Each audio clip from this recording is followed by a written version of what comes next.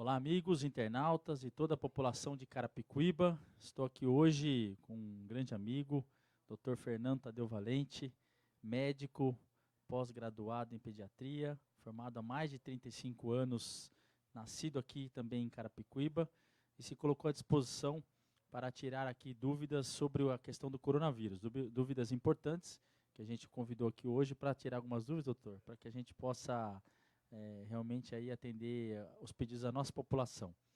Quero aqui agradecer a sua presença, a disponibilidade também, e antes vamos aqui falar também sobre outros assuntos importantes aqui deste dia. Primeiro, cumprimentar aqui minha vice-prefeita Gilmara, que está aqui me acompanhando, o vereador Dr. Vong, também o vereador Ronaldo de Souza, também nos acompanhando, meu pastor André Rodrigues, representando o pastor José Ivanildo, junto com o pastor também André do Rego.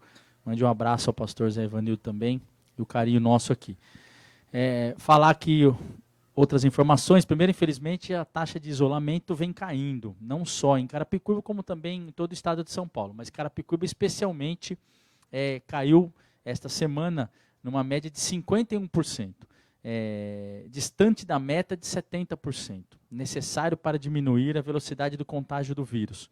Nós sabemos que a flexibilização que o Estado está anunciando vai depender muito também desse isolamento social, né? Então a gente tem pedido à nossa população, as pessoas que estão nas ruas, para manter o isolamento social. Ele é de suma importância para diminuir o contágio do vírus. Chegamos a bater a casa de 64% de isolamento. Precisamos voltar a aumentar esse número.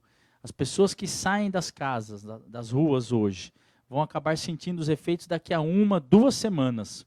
Parece que está tudo bem, mas os efeitos podem vir muito perigosos a todos. Nós sabemos que os efeitos não são imediatos. O Dr. Fernando está aqui ao nosso lado, vai poder falar um pouco disso, que às vezes a gente pega, fica sintomático e está transmitindo a doença e levando para casa isso. Então isso é muito perigoso. Estamos vendo mais pessoas nas ruas sem devidos cuidados do distanciamento. Isso é muito triste, pois o vírus é invisível e muito perigoso. Precisamos seguir as recomendações dos especialistas em saúde. Fique em casa e só saia se for estritamente necessário, extremamente necessário. É importante sempre dizer que a gente toma essa pauta pelos cientistas, né, pelos médicos, pelos estudiosos. Não é por um número qualquer que a gente acaba acessando e tomando a decisão. A decisão é tomada com dados certos do que ocorreram em outros países. Está dando certo também no Brasil, mas a gente já percebeu que com o isolamento maior, você tem a transmissão menor. Então a gente precisa chegar nesses números aqui que eu falei anteriormente. Hoje o cenário atual, que é um cenário sempre dizendo que as pessoas não estão sendo testadas, né? O governo do estado tem agora um programa para fazer essa testagem em grande volume na população de São Paulo, mas ainda não chegamos a esse ponto. Hoje nós temos 303 casos suspeitos em isolamento domiciliar, 75 casos confirmados, sempre aumentando, e 21 pessoas curadas, também aumentando, um número importante. 40 casos suspeitos internados, 7 casos suspeitos em UTI, 249 casos descartados, que são aqueles casos que têm a suspeita e depois é descartado pelo exame. 13 óbitos, infelizmente, também aumentando, confirmados. 5 óbitos em investigação. Então a gente vê que os números têm aumentado em toda a região metropolitana, também na capital de São Paulo. Nós temos um grande número de população nessas cidades e por isso que a gente pede sempre para atender aquilo que a gente tem feito das determinações. Eu me reuni hoje com o nosso conselho sobre a questão do Covid-19 e nós tomamos algumas decisões para que a gente possa ampliar essas determinações. E aí nós vamos estar falando sobre isso posteriormente, mas nós já vamos iniciar isso já neste final de semana, com mais carros de som, as pessoas também, a nossa guarda fazendo operações conjuntas com a Polícia Militar. Nós precisamos contar com o apoio de vocês, contar com essa questão do isolamento. Vou falar aqui sobre a questão do alimento solidário, que são na entrega das cestas básicas que nós iniciamos na segunda-feira. A entrega das cestas básicas do Projeto Alimento Solidário, parceria com o Governo do Estado de São Paulo, segue até domingo. dia 26, já entregamos mais de 70%. Esse número já ultrapassou os 70%, porque ainda tem o dia de hoje, que não foi contabilizado aqui, seguindo os critérios de distribuição, como nós falamos. Esses alimentos vão fazer muita diferença na vida dessas pessoas. Quero agradecer aos mais de 100 servidores que estão participando da entrega. São 23 mil famílias beneficiadas. Sei que ainda tem muitas pessoas que estão precisando de ajuda, mas outros projetos virão. A Prefeitura criou o Drive-Thru Solidário, que arrecadou mais de 8 toneladas de alimento que estão sendo separados, organizados, embalados, para serem também distribuídos a essas famílias carentes. Outros grupos de pessoas que precisam também. O primeiro grupo foi os profissionais do programa Ambulante Legal. Vocês sabem que os ambulantes estão fechados já praticamente mais de um mês, e foi o primeiro grupo a ser beneficiado também por essas cestas básicas que nós recebemos como doações, que estão colaborando também com o isolamento social. Nós vamos iniciar, já iniciamos também a doação de máscaras. Agora, na próxima segunda-feira, nós vamos, em uma das lives anteriores, eu anunciei sobre a parceria com as empresas privadas para a doação de máscaras à população. A Prefeitura também está adquirindo máscaras. Nos próximos 15 dias, vamos distribuir mais de 100 mil máscaras, essas máscaras caseiras, a partir de segunda-feira. Já começa a distribuição nos locais com maior número de circulação de pessoas, como Terminal, Calçadão, Vila Dirce, próximo aos bancos, entre outros. Então você vai estar aí vendo sempre em algum local que tem um número de população maior, né, sempre com distanciamento. Nós vamos fazer essa entrega das máscaras caseiras, que é super importante. Quero aqui agradecer já algumas pessoas que fizeram doação. O Supermercado Barbosa já fez a doação de 3 mil máscaras, e hoje também 100 cestas básicas que eles doaram. E a Farmácia Central também, que fez doação de máscaras para este nosso programa. Nós estaremos recebendo aqui diariamente essa doação, e nós queremos chegar aí, esse número, e vamos chegar a mais de 100 mil máscaras que nós vamos entregar nos próximos 15 dias. Por essa atitude tão solidária que essas pessoas estão também nos ajudando com a pandemia. Há outras empresas que também estão doando. Nas próximas lives vou anunciar aqui mais doações de máscaras às pessoas. Quero aqui também agradecer ao vereador Fabinho Reis, que chegou agora aqui, participando conosco. Já estamos preparando o decreto para a recomendação do uso de máscaras, que também sairá na próxima segunda-feira.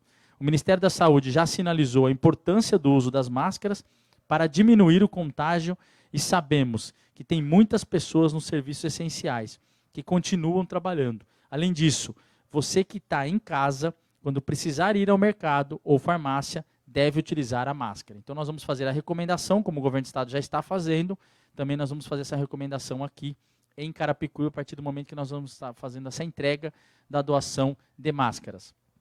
Eu quero falar aqui sobre o Centro de Enfrentamento ao Coronavírus. Temos recebido algumas dúvidas da população sobre qual unidade ir quando tiver os sintomas do Covid-19. Quero esclarecer que o Centro de Enfrentamento ao Coronavírus na Vila Dirce, ali próximo ao pronto-socorro da Vila Dirce, atende todos os dias, das 7 às 19 horas. Apenas os pacientes com sintomas de Covid-19. Por que nós mudamos esse fluxo?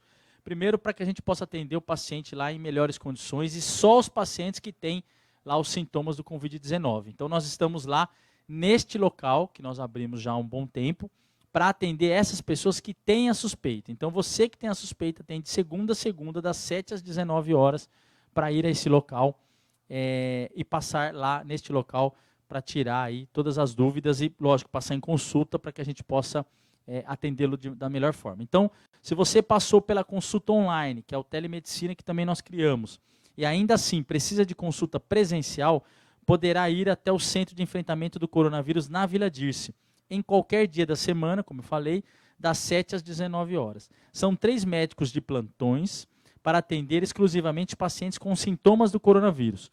Se for fora desse horário que falei, será atendido nos pronto-socorros da Vila Dirce ou da Coab 2. Isso garante um melhor atendimento para quem está com sintomas e garante segurança para os pacientes de outras doenças também, que também precisam ser cuidados. É importante lembrar que se você tiver sintomas de outras doenças, como pressão alta, diabetes, dores, poderá procurar os nossos pronto-socorros do município também. Às vezes as pessoas podem ter sintomas de infarto e está com medo de ir ao PS e ser contaminada por coronavírus. Por isso é tão importante essas mudanças do fluxo, né, das unidades de saúde. Nós identificamos isso logo no começo, que as pessoas estavam diminuindo a ida aos prontos-socorros, estavam tendo problemas em casa. E aí a gente começou a mudar esse fluxo para melhor atender o paciente do coronavírus e também os pacientes que têm as outras doenças, que continuam tendo os problemas. As UBS continuam com as consultas essenciais, como a de pré-natal, crianças recém-nascidas, entre outras. Assim, o paciente com suspeita de coronavírus não estarão em contato com outros pacientes das UBS, como gestantes, crianças e idosos. A partir de segunda-feira, as UBS também estarão com a vacinação de rotina de volta. Nós tivemos também o Ministério da Saúde nos dando a recomendação para suspender esse serviço em alguns locais, para que a gente pudesse priorizar a vacinação dos idosos. E ela está retornando agora para as UBS. Além do segundo grupo de vacinação contra a gripe também. Pessoas com doenças crônicas, profissionais das forças de segurança e salvamento, caminhoneiros, motoristas e cobradores de transporte coletivo e população indígena. Então, essas pessoas que falei aqui também terão prioridade na vacinação. Recebemos algumas dúvidas em relação à reportagem também que nós tivemos ontem da Globo, que citou o Hospital Geral de Carapicuíba, com 89% de ocupação dos leitos de UTI. É importante esclarecer que na UTI do HGC, Hospital Geral de Carapicuíba, estão apenas 5 pacientes com suspeitas de Covid-19. O hospital está atendendo principalmente os pacientes com outros tipos de doença. Então, o Hospital Geral de Carapicuíba também está atendendo pacientes com outro tipo de doença. Não é só de coronavírus. É importante explicar que os leitos de UTI são regulados pelo governo do estado, que distribui as vagas conforme aos hospitais da região. Eu queria aqui, novamente, agradecer a todos os nossos internautas, cumprimentar também, novamente, o Dr. Fernando Tadeu Valente, pela seu tempo aqui, nos doando esse tempo, que você possa aí dar um alô para o nosso pessoal, e depois a gente vai passar as perguntas aqui para que você possa respondê-las e tirar a dúvida da nossa população, que é importante. O Dr. Fernando é um médico pediatra queridíssimo aqui de Carapicuíba.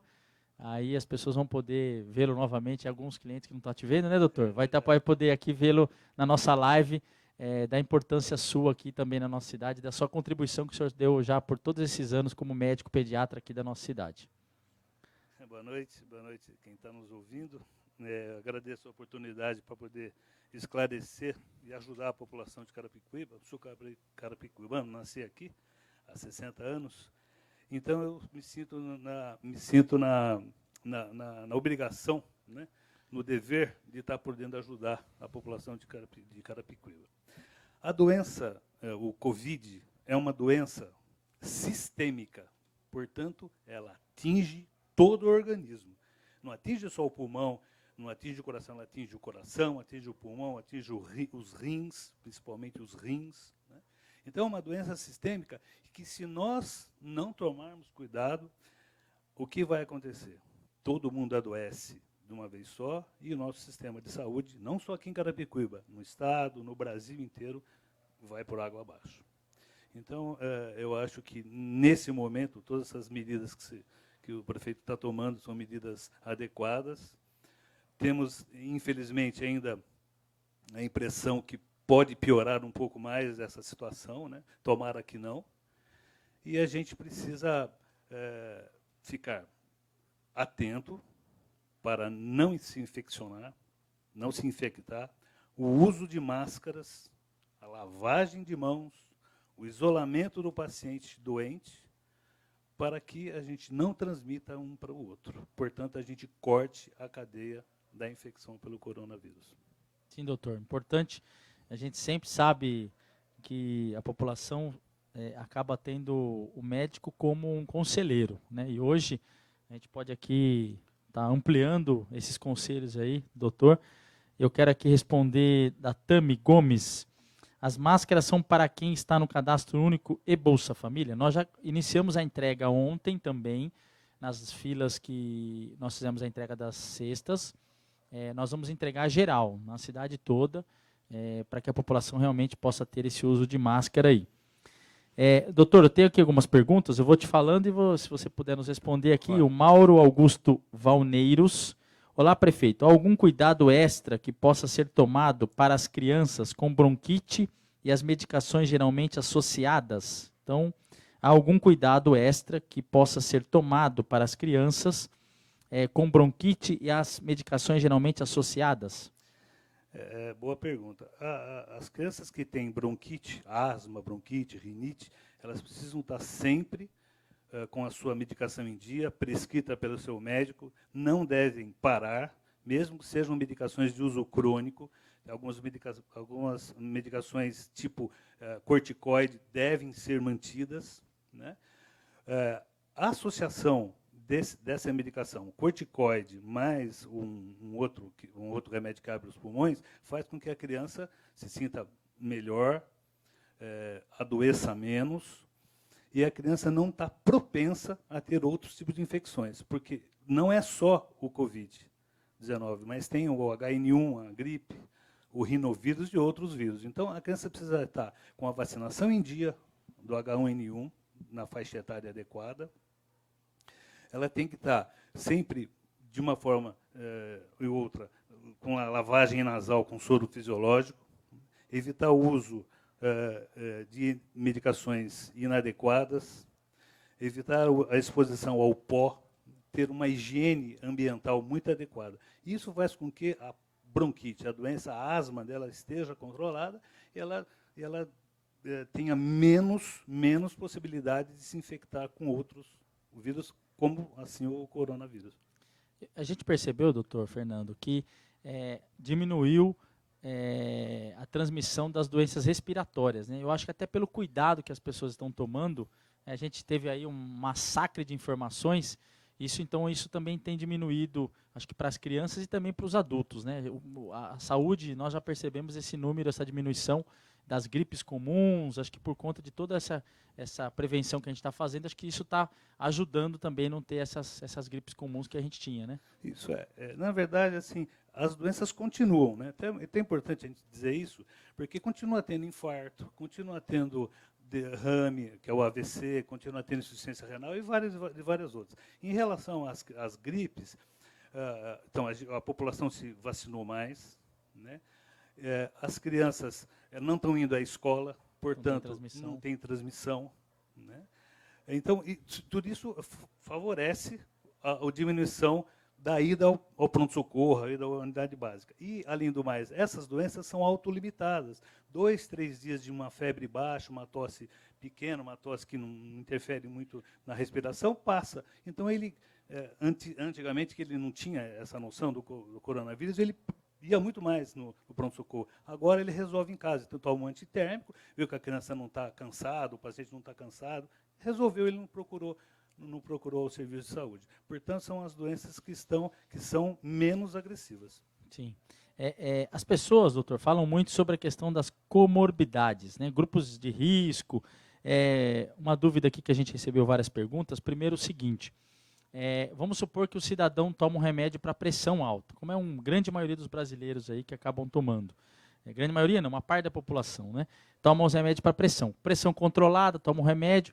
Ele é do grupo de risco grave ou ele é do grupo de risco menor aí? Como é que funciona isso? Porque tem aquele que não toma remédio e tem pressão alta, tem aquele que toma remédio e tem a pressão controlada. Qual é a diferença disso? Isso, então. O paciente hipertenso, ele entra no grupo de risco. O paciente diabético entra no grupo de risco. O paciente com obesidade de moderada a mórbida entra no grupo de risco.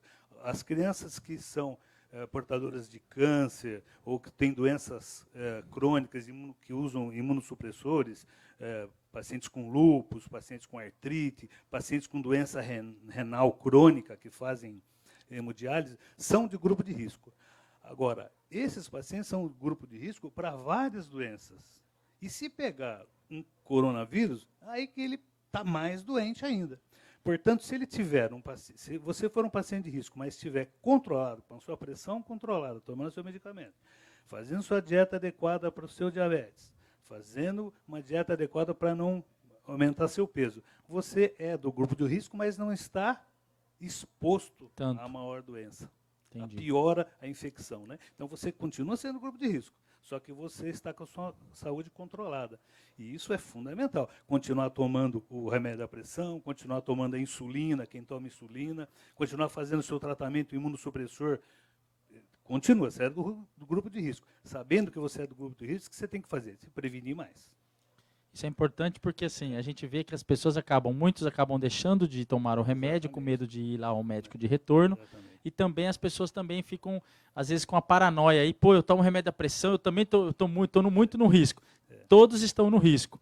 Lógico, eu acho que pela dúvida que nós tiramos aqui, é que o risco é menor, né? Então isso a gente fica feliz até tirando essa dúvida, porque a população tem muito dessas dúvidas. A televisão está fazendo um grande terrorismo aí, né, em algumas coisas, e às vezes não levando a informação correta. Mas assim, é sempre importante alertar a todos, né? Acho que isso é importante. É importante. E, inclusive tem alguns medicamentos para hipertensão que a mídia falou que está relacionado com a piora do paciente. É assim, a gente deve manter o remédio que o seu médico prescreveu. Não deve, agora, porque às vezes a gente quer, falar, não, eu vou mudar, vou trocar esse remédio, que esse remédio faz mal. Não, mantenha o seu remédio de pressão, o seu remédio de diabetes, que assim você vai se prevenir. Você não vai piorar a sua situação clínica para você dar chance da infecção do coronavírus. Tá. Vou falar um pouquinho aqui sobre sua área de pediatria. Por que as crianças não são do grupo de risco? Graças a Deus, elas não são, né? Do coronavírus, e a grande maioria é assintomática. Qual é a explicação para o sistema imunológico da criança? Porque o sistema imunológico da criança responde melhor que, de repente, de um jovem de 30 anos. O sistema imunológico da criança é bem melhor do que o de um jovem de 30 anos? Então, essa é uma pergunta difícil. Difícil. Na verdade, o coronavírus, o Covid-19, é uma doença nova. Ela tem 4 meses, né? Começou em dezembro, mais ou menos, temos 4 meses. Então, nós estamos estudando ainda. Então, o pessoal lá da China, que estuda mais, né, eles também não têm essa resposta. A gente não sabe por quê. Aparentemente, essa infecção pelo coronavírus, ela é uma doença imunológica, ou seja, é uma reação a mais que o organismo faz contra o próprio vírus e contra as suas próprias células. Então, ele ataca o pulmão, ele ataca o rim, ataca o coração. Talvez as crianças elas são menos acometidas, elas não são grupo de risco, mas elas são menos acometidas, talvez porque a gente não faça tanto diagnóstico, porque na criança passa, às vezes, despercebida, né? Tem uma febre baixa ou não tem nada, então, por isso que ela chama assintomática, ou porque eu não consigo testar, ou porque o sistema imunológico dela não reage tanto quanto o adulto. Sim. Né? Então, a criança, aí, a partir dos seus 5 anos, ela já tem um sistema imunológico mais ativo. Né? Ela já tomou todas as vacinas de varicela, vacina de sarampo, ela ativou um pouco mais o seu sistema imunológico. Então, parece que, desta forma, ela pode ser um pouco mais acometida nessa situação. Mas ainda isso é estudo, isso dá para fazer uma tese aí, por que isso acontece. Qual é essa razão? Mas a criança continua transmitindo. Isso é uma coisa importante. Então, ele passa pelo vírus, ele tem o vírus, ele continua transmitindo. Por isso que a gente isola as crianças dos mais idosos. Porque, às vezes, a criança não tem nada, só tem uma coriza, tem uma tosse pequenininha, mas ela está passando para o pai, para o avô. Né? Essa é uma situação difícil. Tá. E a gente precisa sempre estar de olho nessas crianças aí. Graças a Deus que as crianças Não não são tão acometidas por isso. E assim, sempre dizendo que mesmo assim tem que se tomar cuidado com os idosos, com as crianças, tomar cuidado com todos, né? Por isso que quando a gente fala sobre a questão do isolamento, ele é de suma importância que a gente faça só o estritamente necessário na rua para que a gente não transmita este vírus invisível. Ele é muito perigoso. É lógico que a gente está buscando agora a flexibilização como o governo do estado está falando. A gente tem sido cobrado pelos comércios, pelas empresas, a gente sabe da dificuldade que todos estão passando, mas nós dependemos muito de que esse isolamento aumente para que a gente possa diminuir a transmissão do vírus. E, lógico, achatar a famosa curva, né, para que a gente possa sair rápido disso. Eu vou aqui também responder outras perguntas. A Ivana Santana, prefeito, como anda a fiscalização? Vejo bares abertos, ruas com aglomerações, não vejo as viaturas nas ruas. E quando chamamos, não tem viatura disponível. Olha, a gente tem todos os telefones disponíveis para que a gente possa fazer as reclamações. A gente tem feito as operações com a Polícia Militar junto com a Guarda. Carapicuíba é uma cidade grande, você tem bar em todas as ruas da cidade praticamente, então a gente tem feito o nosso trabalho. Eu fiz a reunião hoje com o nosso conselho aqui para reforçar este policiamento. A gente está, a partir de terça-feira também, estaremos com as pessoas, algumas pessoas do próprio bairro, que moram no bairro, nos ajudando a aconselhar as pessoas que estão desrespeitando as determinações. Então, nós vamos tomar algumas medidas aí para reforçar as determinações. E aí nós vamos contar muito com a ajuda da população e com a ajuda das pessoas também, que às vezes não estão seguindo as determinações. São de suma importância isso. Nós não queremos ver aquelas imagens ruins que a gente está vendo em São Paulo, doutor, abrindo-se, ampliando-se os cemitérios da cidade. Nós temos que falar de vidas, e a gente trabalha para salvar vidas, e não para aquilo. Infelizmente, a gente não pode chegar a este ponto. A gente depende muito mesmo de cada cidadão, de cada pessoa que está aí nas ruas aí. A Dina Lima, como fazemos para ensinar as crianças em casa, já que as escolas estão fechadas? A Secretaria de Educação de Carapicuíba já está distribuindo o kit de aprendizado para os alunos da rede municipal. Então, a Secretaria Municipal de Educação já está tomando as providências para que a gente possa ter também esse ensino à distância. Aqui também muitos comentários aí, te parabenizando, doutor, pessoas aí amigas. Algumas perguntas aqui sobre as igrejas. As igrejas podem estar abertas, ainda estão limitadas à questão de se fazer os cultos. A gente está aguardando determinações tanto do governo do estado quanto também de outras cidades, como a Prefeitura de São Paulo, mas, por enquanto, as igrejas podem estar abertas, né, para que a pessoa possa ir lá visitar, mas ainda não está podendo fazer os cultos. Só reforçando aqui o telefone da GCM, 4183-5229. Então, novamente, 4183-5229. E os comércios, a Kerly Santos, e os comércios não vão fechar? Olha, eu não entendi um pouco essa pergunta, mas assim, nós temos os comércios essenciais abertos e os comércios não essenciais fechados. Lógico que você pode estar aberto, dependendo do comércio, como drive-thru, né, como a questão da alimentação. Você pode ir lá ter o restaurante, né, e fazer a entrega de alimentação como exemplo. Tem determinados comércios que não tem como fazer isso, então tem que seguir a determinação do governo de estado. A Renata Angélica, para o doutor Valente aqui. A cloroquina é eficaz contra o coronavírus?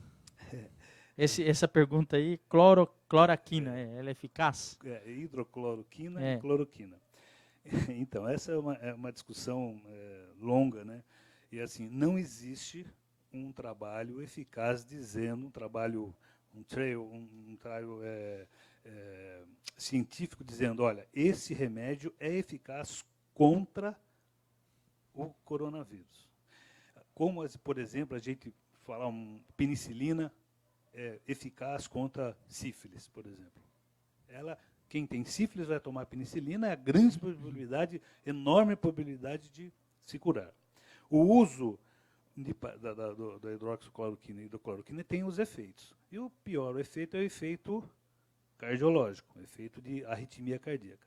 Mas, numa situação onde eu não tenho remédio eficaz, eu não tenho o que fazer, o Conselho Federal de Medicina liberou a prescrição pelos médicos. Então, os médicos podem prescrever, discute com o paciente, olha, você quer tomar? Nós não temos uma eficiência, uma eficácia, esse remédio não é eficaz, 100%, mas vamos tentar usar para ver se melhora. Numa guerra, usa-se todas as armas, né? Então, a gente hoje, o Conselho Federal de Medicina, aprovou, liberou a prescrição desses medicamentos para os pacientes infectados pelo coronavírus. Tá, aí nós temos aqui outras perguntas aqui, da Elaine Marques. Já tem previsão de quando volta as aulas em Carapicuíba? Na verdade, nós estamos esperando também a determinação do governo do estado. A gente só vai voltar a hora que todas as cidades voltarem, juntamente com a determinação do governo do estado. A Yasmin Martins, os ônibus vão aumentar a frota? Nós já também notificamos também as empresas de ônibus para ampliar o número de frotas pelo número de pessoas também que estão usando os ônibus. Também já foi notificado também os ônibus, mas assim, pode mandar aqui para nós para que a gente possa ir notificando e também, de repente, a linha que você teve, identificou lá com o maior número de pessoas aí. A Sandra Regina pergunta para o doutor, os fumantes são do grupo de risco?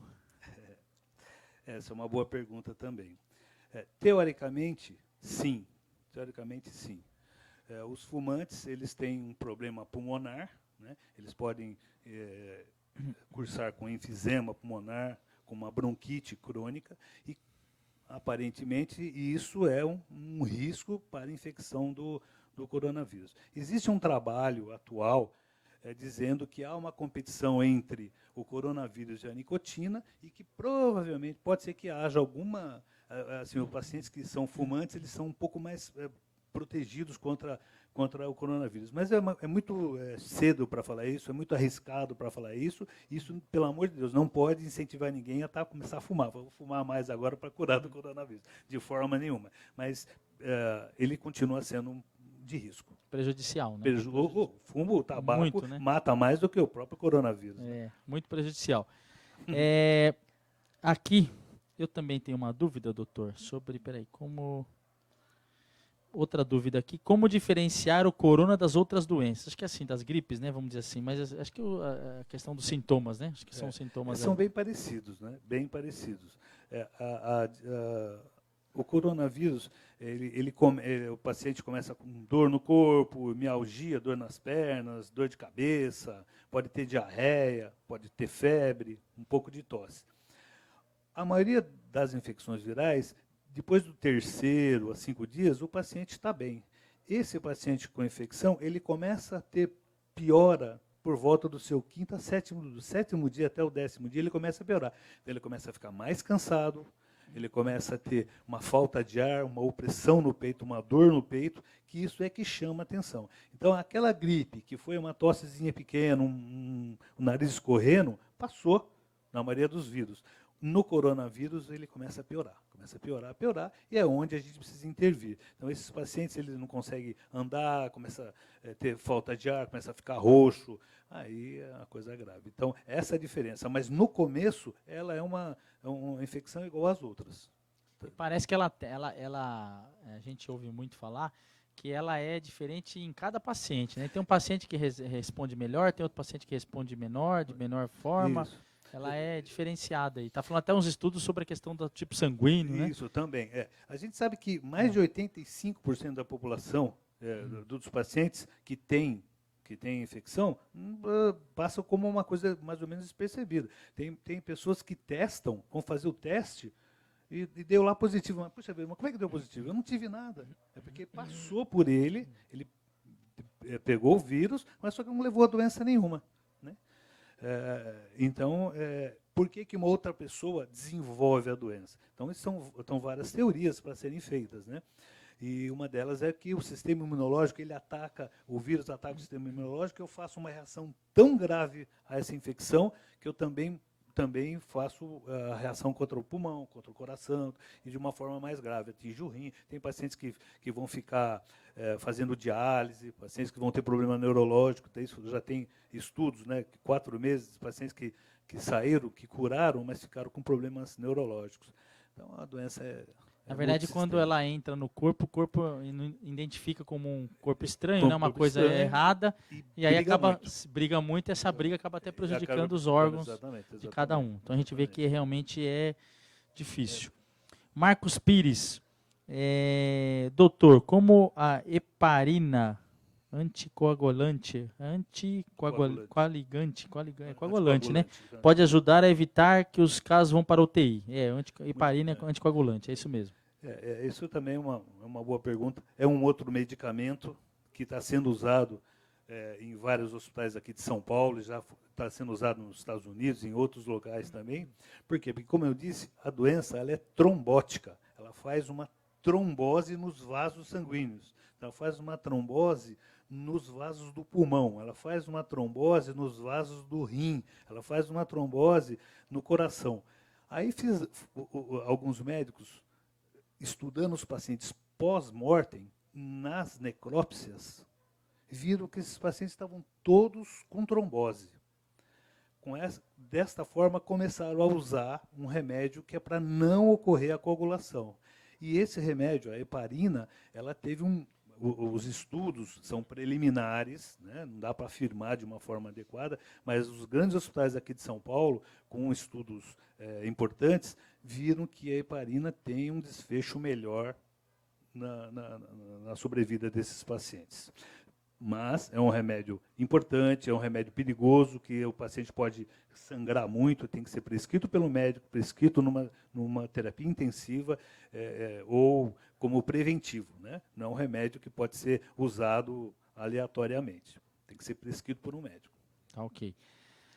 A Sara Maria da Cruz, parabenizando o doutor aqui, muito claras as suas explicações. Então, Obrigado. agradecendo aqui a Maria Clara, Sara Maria Clara, Maria da Cruz, quer dizer. Agradecendo você aí. Obrigado. Também a Yasmin Martins, qual a probabilidade neste exato momento de aumentar a quarentena novamente? Hoje já senti um aumento de movimentação de carros nas ruas. Na verdade, o aumento ele está sendo pedido para que a gente chegue nos números de 70%. Nós chegamos aqui no dia 12 de abril, foi o maior isolamento que nós alcançamos, 64%. O ideal seria 70%. Nós temos um número que fala quanto maior o número de isolamento, menor o número de UTI. Você tem uma diferença enorme. Se chegar a 70%, são 2.000 UTIs. Se chegar a menos de entre 50 e 60, pode ter 12.000 UTIs, aí 12.000. Então, quer dizer, o número triplica-se muitas vezes. Então, isso é perigoso. Então, assim, a gente pede, como nós estamos falando, para que as pessoas cumpram as determinações. A gente sabe que as pessoas, às vezes, não estão levando isso a sério, achando que a doença, como alguns falavam aí, que é uma gripe, não é uma gripe simples. A gente está ouvindo aqui do doutor Fernando, que ele age de uma forma diferenciada em cada paciente, ele gera uma contaminação rápida também dentro do organismo. Então, isso é difícil de você entender, e é uma doença nova. Então, você tem poucos estudos. Então, a gente precisa colaborar. A gente pede isso, a colaboração. Nós não temos condições de levar o cidadão, pegar, colocar no carro e levar para a casa dele, né? Cada pessoa precisa se cuidar. Cada pessoa precisa cuidar da sua família, da onde ele mora, do que ele está fazendo. Se você for sair, tiver que sair, saia para fazer aquilo muito rápido e volte logo. A gente sabe que aqui na Grande São Paulo, nós temos aqui um adensamento enorme nas regiões metropolitanas. Então, a gente pede que as pessoas, é lógico, precisa sair, mas volte rápido, né, faça a sua higienização, use máscara para que a gente possa diminuir esse contágio. É muito importante a diminuição do contágio. São Paulo estava indo, até 2 semanas atrás, estava indo muito bem. Começou a ter o relaxamento. Então, vamos dizer assim, é um pouco normal, né, doutor? A gente vê, imagina aquele time que está ganhando de 3-0. Aí ele vai e começa a relaxar, vai lá, toma um gol. Depois toma o segundo. Aí o que dá? Você pode empatar. E aí nós não podemos empatar com a doença. Nós temos que ganhar da doença. Nós não podemos nem pensar em chegar perto disso. Nós precisamos muito da ajuda de cada cidadão carapicuibano. Aqui nós temos 500 mil pessoas. Nós estamos trabalhando aqui todos os dias. Nós vivemos o dia incansavelmente. Eu vou falar a vocês. Primeiro, agradeço todos os dias a Deus pela oportunidade que Ele me deu. E muitas pessoas me encontram e falam assim, eu não queria estar na sua pele. Mas eu agradeço todo dia a Deus por Ele me dar saúde, por estar aqui, cuidando da nossa população, cuidando da família carapicuibana. É muito triste para nós também ter que tomar algumas determinações e decisões dos comércios, de pedir para que as pessoas fiquem em casa. Nós sempre fomos um país de democracia, de liberdade, mas nós precisamos atuar desta forma para salvar vidas. Não tem outro caminho. Nós já vimos que o melhor caminho é o isolamento social, né? É o cuidado pessoal. A gente precisa tomar esse cuidado quando você vai em aglomeração. A gente tem visto nos bancos aí, as pessoas vão receber o valor lá do auxílio emergencial, o grande número de filas e também que as pessoas acabam não respeitando. Então a gente precisa contar muito com a ajuda de vocês. É dessa forma que a gente quer contar, nós precisamos vencer o vírus e nós vamos vencer. Eu queria aqui, doutor, deixa eu ver se tem mais alguma pergunta. Tem aqui para o doutor Fernando, a Cíntia Caroline.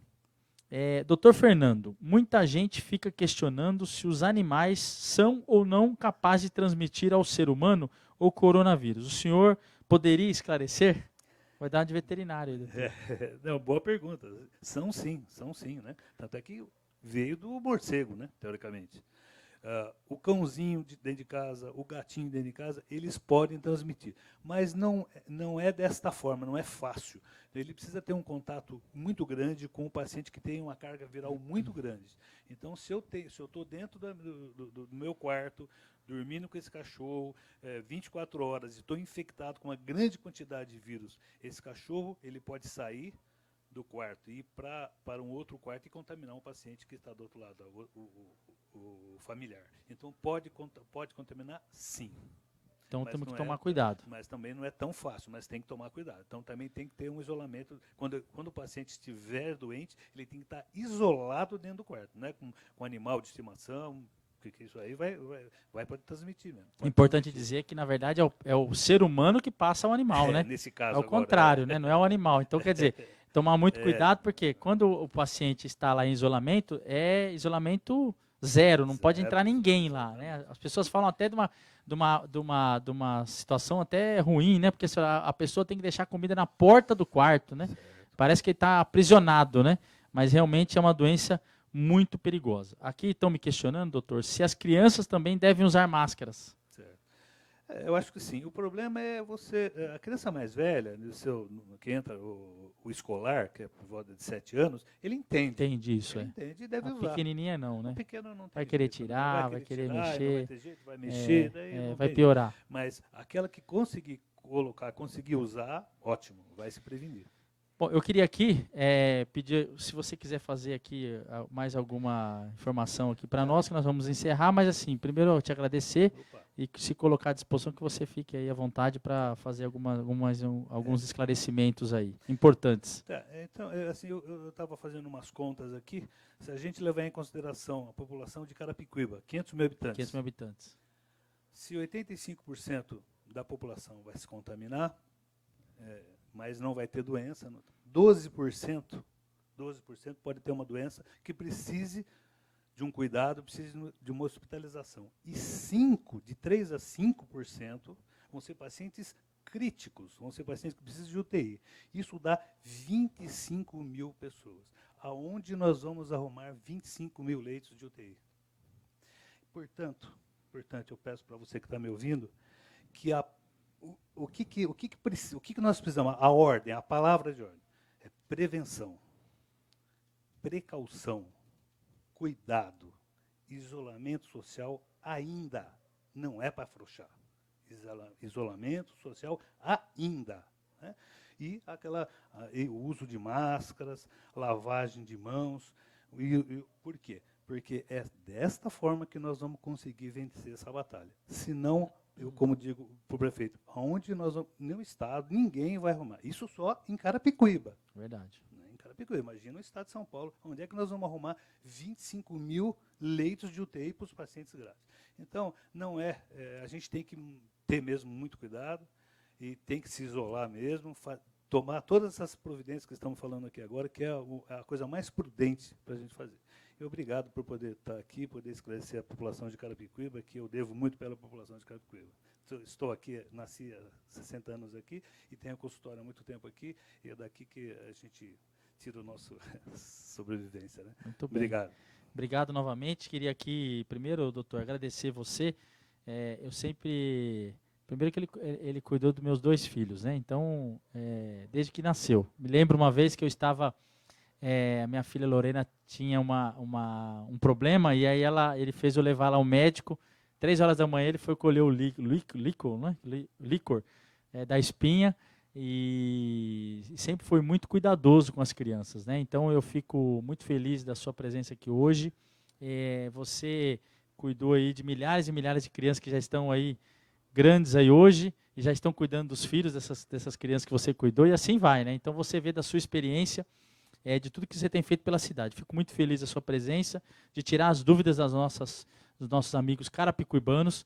A gente sabe da importância do isolamento, né? Então aqui a gente fica muito feliz da sua presença aqui. Vamos trazer você mais vezes aqui, se Deus quiser, para falar de outros assuntos. Vamos falar de outros assuntos. Se Deus quiser, o coronavírus vai passar rápido e vamos falar de outras coisas aqui. Cumprimentar novamente a minha vice-prefeita Gilmara pela presença, o vereador Dr. Vong também, que é médico oftalmologista, também o vereador Ronaldo Souza, o vereador Fabinho Reis, também o pastor André Rodrigues aqui, muito obrigado pela presença, o pastor André do Rego também, agradecer também a todos aqui, os internautas, e dizer novamente, é dia a dia que a gente está vivendo. Eu sempre falei, todos nós hoje somos um só. Todos nós, não existe diferenças que a gente possa falar que ou é um ou é outro, que pode acontecer com a doença. A gente tem visto hoje que está desde o jovem até a pessoa lá da melhor idade. Hoje a gente tem um grande número de pessoas acometidas pela doença. E a gente vê que a população, muitas delas, estão seguindo as determinações. E algumas não. Então, nós precisamos ajudar a cobrar essas pessoas. Então, você que está lá no seu bairro, na sua rua, próximo da sua casa, que você está vendo aquelas pessoas que estão descumprindo, peça a eles com carinho, com cuidado. Você vai lá, pega no braço dele e pergunta a ele, você ama a sua família?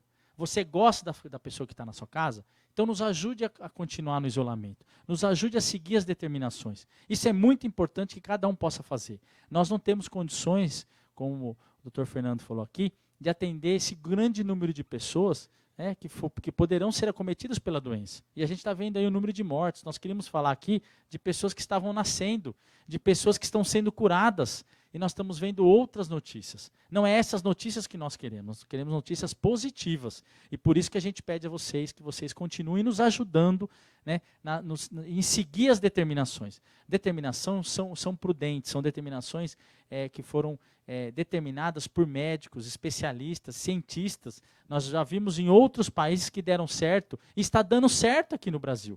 É lógico que tem diferenças de cidades para outras cidades. Nós temos grande número de populações na região metropolitana, mas assim, nós estamos trabalhando para que isso possa passar rápido. E nós vamos contar muito com a ajuda de vocês. Contem sempre com a gente. Nós vamos continuar trabalhando firme, cuidando de vocês, para que a gente possa realmente ver o sorriso de volta na cara de cada carapicuibano. O sorriso e a alegria de volta em cada família carapicuibana. É assim que a gente trabalha, dessa forma que a gente quer ver cada carapicuibano sempre feliz. Um grande abraço a todos, um bom final de semana, que Deus abençoe cada um de vocês e sempre seguindo as determinações do isolamento social, que é o mais importante nesse momento. Um grande abraço a todos e muito obrigado.